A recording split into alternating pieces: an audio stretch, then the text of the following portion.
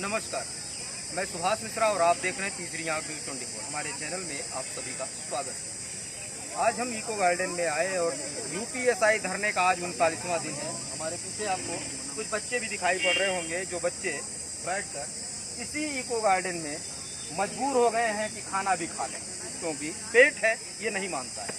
ज़रूरत है, शारीरिक क्षमता जो है जिसकी उसको वो निभाने की कोशिश करता है, लेकिन अंत में भूख तो लगनी ही है। कितने देर तक व्यक्ति भूखा रह सकता है। आइए इसी क्रम में आपको दिखाई पड़ेंगे अमिताभ ठाकुर जी हैं जो इन बच्चों के समर्थन में रहे हैं और कई बार आपने इनके समर्थन में बोला भी है। आज आए हमारे साथ में हैं तो हम आपसे कुछ जानना चाहेंगे कि आखिर सर आप इन बच्चों के लिए क्या कर रहे हैं और आगे क्या हो सकता है। देखिए, मैं और हमारी वाइफ नूतन जो है, हम लोग का मुख्य रूप से ये मानना है कि यह एक अच्छा खासा बड़ा घोटाला है, जैसे कि जिसके अंदर कई सारी ऐसी गंभीर बातें हैं जो सीधे शासन प्रशासन तक पहुंचती हैं, बोर्ड तक जिसके तार अब तक के हिसाब से जुड़े हुए दिख रहे हैं। सबसे कष्ट का विषय है कि शासन इस बात को नज़रअंदाज किए हुए है। ये कष्ट का विषय है क्योंकि शासन का कहना है, ये बार बार दावा है कि हम जीरो टॉलरेंस सरकार है। यहाँ मैं देख रहा हूँ कि सैकड़ों ही नहीं हजारों की संख्या में, आज यहाँ 10 बच्चे हैं लेकिन हजारों की संख्या में पूरे प्रदेश में लोग इस बात को बार बार कह रहे हैं, लेकिन किसी स्तर पर कोई सुनवाई इनकी नहीं हो पा रही है। तो आखिर ऐसी कौन सी बात है कि अगर ये कह रहे हैं घोटाला हुआ है और ये साक्ष्य के साथ कह रहे हैं तो इसकी जाँच क्यों नहीं हो रही है। इसके आप हर बात के लिए SIT बैठाते हैं, इसके लिए आप SIT क्यों नहीं बैठा रहे हैं। तो ये सारे प्रश्न हैं जो पूरे शासन और प्रशासनिक व्यवस्था पर गंभीर प्रश्न चिन्ह लगा रहे हैं और लोगों में एक बहुत गलत संदेश दे रहे हैं। मेरे और नूतन के हम लोग साधारण लोग हैं, हम लोग के बस में जो भी बात संभव है हम प्रयास कर रहे हैं और इनके लिए अंत तक इनके साथ रहेंगे। लेकिन हमारा विनम्र अनुरोध है शासन से कि न्याय के लिए और लोगों में सही संदेश देने के लिए इसकी तत्काल जाँच करावें और इन बच्चों को न्याय दें। अच्छा, जैसे कि अभी माननीय योगी जी ने विधानसभा में एक बयान दिया है कि जीरो टॉलरेंस की नीति पे ये सरकार काम कर रही है। 5 लाख भर्तियां की गई जिसमें कोई बच्चा ये नहीं कर सकता है कि हम किसी का पैसा लिया गया या किसी के माध्यम से किसी को भर्ती दी गई। तो इस पर क्या कहना चाहेंगे आप। देखिए, योगी जी माननीय मुख्यमंत्री हैं, वह विधानसभा के नेता हैं, पूरा प्रदेश उनका है, वह जो चाहे कह सकते हैं और मैं तो यही समझ रहा हूँ कि वो जो कहें उसको हाँ ही कहना ठीक है, क्योंकि और उसका मतलब यही निकाला जाए कि यह बच्चे बच्चे नहीं हैं, यह बच्चे इस प्रदेश के बच्चे नहीं हैं, ये कहीं बाहर से आए हुए हैं, मार्स के बच्चे हैं जो कह रहे हैं कि मेरे साथ अन्याय हुआ है। जिन बच्चों के बारे में 15 लाख 20 लाख का रोज वीडियो और ऑडियो निकल रहा है वो भी इस प्रदेश के बच्चे नहीं, यही माना जाए, क्योंकि यह तो माना ही नहीं जा सकता कि योगी जी गलत कह रहे हैं। क्योंकि योगी जी सही कह रहे हैं उसका सीधा मतलब है कि जितने साक्ष्य आ रहे हैं सब झूठे हैं, सारे साक्ष्य झूठे हैं। तो यही कहना ठीक है। मैं समझता हूँ कि कुछ भी और कहना किसी के लिए ठीक नहीं है, क्योंकि आप कैसे कहेंगे कि योगी जी गलत बोल रहे हैं। वो कह रहे हैं जीरो टॉलरेंस, तो सीधा मतलब है कि सारे बच्चे झूठ बोल रहे हैं, सारे सबूत झूठे हैं, सारे ऑडियो वीडियो कंप्यूटर ग्राफिक्स जो मुकदमे, उसका मतलब तो यह भी मान लिया जाए कि जो कम से कम 50 मुकदमे हुए हैं, सैकड़ों बच्चे गिरफ्तार हुए हैं, वो भी गलत है, वो भी फर्जी है। 158 बच्चे अब तक, जैसे कि हमको सूचना जो है इस हिसाब से ये सुनाई पड़ रहा है कि 158 बच्चे अभी तक पकड़े जा चुके हैं, जबकि भर्ती बोर्ड शुरुआत में कह रहा था कि ये भ्रामक खबरें हैं और इस पर ध्यान न दिया जाए। अगर ऐसी खबरें कहीं आती है तो उस व्यक्ति के खिलाफ FIR तक किया जाएगा जो व्यक्ति इस खबरों को चलाएगा। तो इस पर कुछ कहना चाहेंगे क्या आप। देखिए, मैं जान चुका हूँ कि यहाँ समस्या भ्रष्टाचार करने वाले को कम है, जो उसके खिलाफ आवाज़ उठाने ज़्यादा समस्या उसको है। तो जो आपने कही कि जो आवाज़ उठाएगा या जो कहेगा कि गड़बड़ी है उसके खिलाफ FIR हो जाएगा, इस पर तो मुझे कोई शक नहीं। एक दिवंगत पत्रकार साथी थे, आप सभी जानते हैं, सोनभद्र के, उन्होंने नमक रोटी की खबर चलाई, उन पर FIR हो गया, दिवंगत हुए बेचारे परेशान रहे। तो जो आवाज़ उठाएगा उस पर FIR तो हो जाएगा, इसमें कोई शंका नहीं है, वो तो मानी हुई बात है।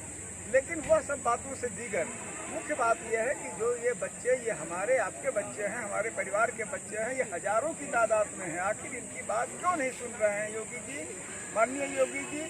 और उनकी शासन, उनकी प्रशासन, उनका जीरो टॉलरेंस उनकी सरकार आखिर क्यों नहीं सुन रही है। वो नहीं सुनेंगे तो कौन सुनेगा इनकी बात, इनको कौन न्याय देगा। अच्छा, इस मुद्दे को लेकर आप कोर्ट तक गए, कोर्ट का क्या मानना है। माननीय कोर्ट ने इसमें एक कड़ा रुख अपनाया है।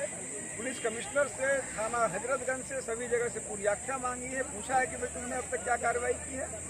मेरी निगाह में कोर्ट का बहुत ही सकारात्मक रुख है। मुझे विश्वास है कि वो न्याय देंगे बच्चों को। मतलब अभी भी लोगों की उम्मीद कोर्ट पर है। निश्चित रूप से कोर्ट पे उम्मीद है। कोर्ट इस प्रकार समय अगर देखा जाए तो कोर्ट और ये जो चौथा खंभा है वही तो इस समय उम्मीदें हैं लोगों की। चलिए, धन्यवाद।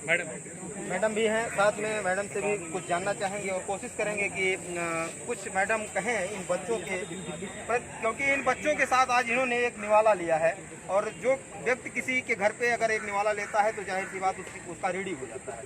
इन बच्चों के पक्ष में कुछ कहना चाहेंगे या इनके उत्साह को बढ़ाने के लिए कुछ कहना चाहेंगे? मैंने वही बच्चों से बात किया और इतनी गर्मी में ऐसे मौसम में बच्चे लगभग 2 महीने अब होने को आए, बैठे हुए हैं और जो बातें कह रहे हैं इनकी बातों में सच्चाई दिखती है। और वो इससे भी दिखती है कि पहले जहां ये कहा जा रहा था कि कोई गड़बड़ी नहीं हुई, बहुत फेयर परीक्षा हुई, और बाद में तमाम FIR हुए, कई लोग अरेस्ट हुए, और वो भी यही बच्चे साक्ष्य दे रहे हैं और जिनका बता रहे हैं वो अरेस्ट हो रहे हैं। तो फिर इन बच्चों की आधी बात मानी जाए, आधी बात नहीं मानी जाए, ये कैसे हो सकता है? और इतनी बड़ी गड़बड़ी केवल कोई कैंडिडेट नहीं कर सकता है, जबकि जब तक उस सेंटर की जिस परीक्षा एजेंसी और भर्ती बोर्ड की भूमिका इसमें नहीं हो, इन सारे चीज़ों की जांच की जानी चाहिए। मुझे नहीं लगता कि जांच से इतना परहेज क्यों है। हो सकता है ये बच्चे गलत बोल रहे हैं, लेकिन लोकतंत्र में अगर इतने जगह से आवाज़ें आ रही हैं और खुद शासन स्तर से कई FIR हुए हैं, कई लोगों की गिरफ्तारी हुई है, तो इस पूरे प्रकरण को समग्रता से देखा जाना चाहिए, क्योंकि केवल ये एक भर्ती का मामला नहीं है, हजारों परीक्षाएं होती है। और अगर इस तरह के सब गड़बड़ी अगर हुई और समय रहते ध्यान नहीं दिया जाए तो हर परीक्षा की शुचिता पे सवाल उठेंगे जो भविष्य में होने वाले। और पीछे भी हम लोगों ने देखा है, हर बार ये कहा गया कि परीक्षा बहुत सही हुई है, कोई गड़बड़ी नहीं हुई, लेकिन बाद में जैसे कुछ दिन पहले अगर याद हो शिक्षक भर्ती हुआ, वहाँ पेपर लीक, पहले कहा गया कुछ नहीं हुआ, बाद में प्रेस के ही लोग पकड़े गए और तमाम लोग पकड़े गए कि पर्चा लीक हुआ है।